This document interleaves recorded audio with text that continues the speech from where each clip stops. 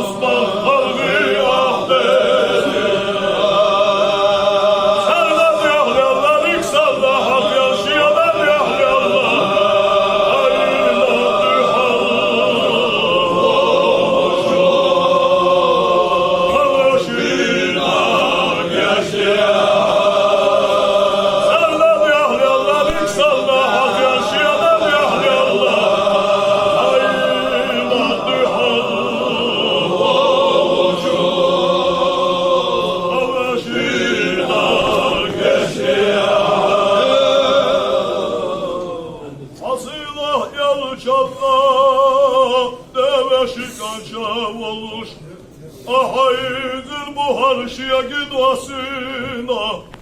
Hayal çanlaşa savcalı yazda.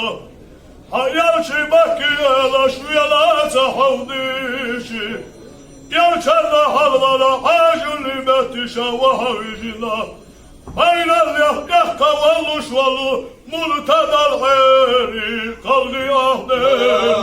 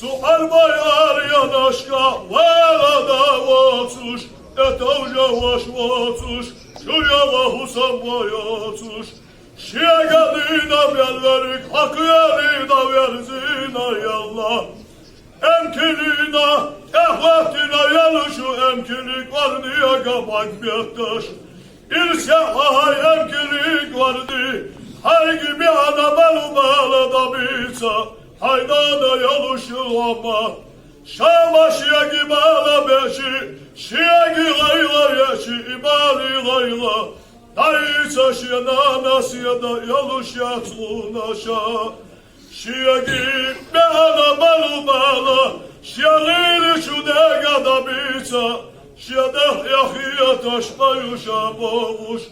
Hurda istiyahana, dağlı saçu selam barışallah kiyahitina. Azu armay arah esya, kalgı ah deniz.